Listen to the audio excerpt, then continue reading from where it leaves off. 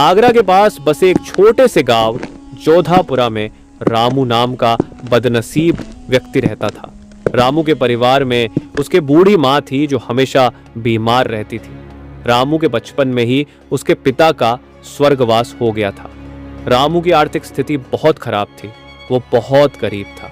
रामू किसी तरह दूसरों के खेतों में काम कर अपना और अपनी बूढ़ी माँ का पेट पालता था। रामू ने बचपन से बहुत परेशानियां देखी थी, परंतु उसने कभी अपने नसीब को नहीं कोसा था। रामू हमेशा सिर्फ एक ही चीज सोचता था कि आज उसका नसीब भले उसका साथ ना दे रहा हो, पर उसको भरोसा था कि अगर वो मेहनत करता रहेगा तो एक न एक दिन उसकी नसीब भी बदल जाएगा और उसकी तकदीर का दरवाजा भी खुल जाएगा। एक दिन इसी तरह रामू मोहनलाल सेठ जमींदार के खेत पर काम कर रहा था और मोहनलाल सेठ पास ही के पेड़ के नीचे बैठा हुआ था। रामू अपने काम में मस्त होता है, तभी रामू को मोहनलाल सेठ के रोने की आवाज आती है। मोहनलाल को रोता देख रामू फौरन उसके पास जाता है।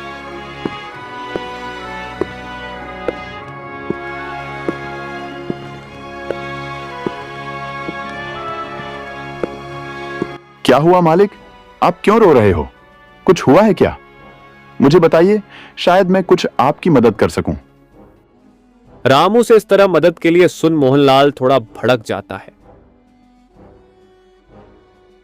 अरे रामू, तू क्या मेरी मदद करेगा जब तू अपनी खुद की मदद नहीं कर सकता? तू किसी की मदद करने लायक होता तो आज मेरी जमीन पर काम नहीं कर रहा होता। ऐसी कोई बात नहीं है, सब नसीब का खेल होता है और नसीब एक तराजू की तरह होती है। जिसकी तरफ मेहनत का वजन बढ़ेगा वो धीरे धीरे उसकी ओर झुक जाएगी। मेरा क्या है, मैं बस अपनी मेहनत पर विश्वास करता हूं। आज नहीं तो कल नसीब का तराजू मेरी तरफ भी झुकेगा और मेरे भी तकदीर का दरवाजा खुलेगा। रामू से इस तरह की बातें सुनकर मोहनलाल सेठ को बहुत प्रसन्नता होती है। क्या बात है रामू, तुझे और तेरी सोच को मेरा सलाम। इतनी मुसीबत से तू अपनी जिंदगी काट रहा है, फिर भी तू अपनी हिम्मत नहीं हारता। ऐसी कोई बात नहीं है सेठ जी, ये सब तो मेरे पिताजी की सीख का नतीजा है। मैं जब भी किसी चीज के लिए जिद करता था तब मेरे पिताजी मुझे बस एक चीज कहते थे, देख बेटा रामू, आज मेरे पास इतने पैसे नहीं है कि मैं तेरी हर इच्छा पूरी कर सकूं, पर तू मेरी ये बात याद रखना, हमारी ये जिंदगी भी किसी मौसम की तरह है। कभी बहुत धूप तो कभी बहुत ठंड, कभी बहुत वर्षा, पर तुम्हें वो एक ना एक दिन वो भी समाप्त हो ही जाएगा। बस तुम कभी हिम्मत मत हारना। अरे वहां क्या सोच थी तुम्हारे पिताजी की, काश मैं भी उनसे मिल पाता। सेठ जी, ये सब तो बीती बातें हैं, ये सब छोड़िए और मुझे पहले ये बताइए, आप क्यों रो रहे थे? अरे रामू, अब क्या बताऊं तुझे, मैं एक बहुत बड़ी मुसीबत में फंस गया हूं। मुझे कुछ समझ नहीं आ रहा है, कैसे इस समस्या से बाहर निकलूं। क्या हुआ सेठ जी, जरा साफ साफ बताइए। रामू, मेरे पास मेरे पिताजी की एक जमीन है जिस पर मेरा और मेरे भाई का पूरा हक बनता है, पर मेरे चाचा के बच्चों ने उस पर अपना हक जता लिया है। बस इतनी सी बात। एक काम कीजिए सेठ जी, आप अपने गांव के पुलिस स्टेशन में जाकर अपने चचेरे भाइयों पर जमीन हड़पने का केस कर दीजिए। अरे इसका कोई फायदा नहीं है रामू, हमारे गांव का विधायक मेरे चाचा के लड़के का बहुत अच्छा मित्र है, इसलिए तो इतना परेशान हूं, क्योंकि अगर गांव का विधायक उनके साथ है तो मैं कानूनी तौर पर भी उस जमीन को अपना साबित नहीं कर पाऊंगा।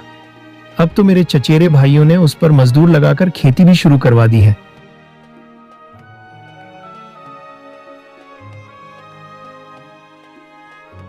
हाँ सेठ जी, आपकी ये बात तो सही है, और अगर आप कानूनी तौर पर जमीन को अपने नाम करने की सोचोगे तो शायद आपके पोते बड़े हो जाएं, पर केस चलता रहेगा। हाँ रामू, अब तू ही बता, मैं क्या करूं? उस जमीन मेरे पिताजी ने बहुत मेहनत करके ली थी, मैं किसी भी हाल में वो जमीन अपने नाम करके रहूंगा। अगर ऐसी बात है तो मेरे पास एक तरकीब है सेठ जी, जिससे आपके चचेरे भाई खुद ये जमीन आपके नाम करवा देंगे। क्या बोल रहा है रामू, जल्दी बता, मुझे भी वो तरकीब है। रामू ने अपनी पूरी तरकीब मोहनलाल को समझा दी। तरकीब सुनते ही मोहनलाल रामू से कहता है, क्या बात है रामू, क्या तरकीब निकाली है? तू तो बहुत समझदार है।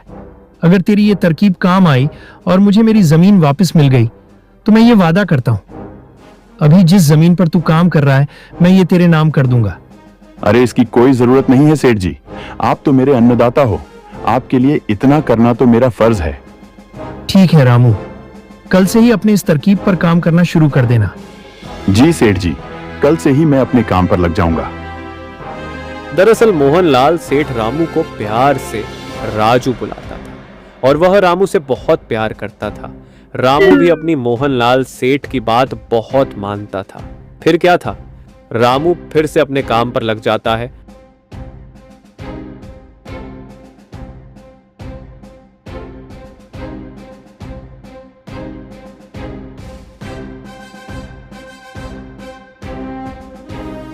अगली सुबह रामू मोहनलाल के चचेरे भाइयों के पास जाता है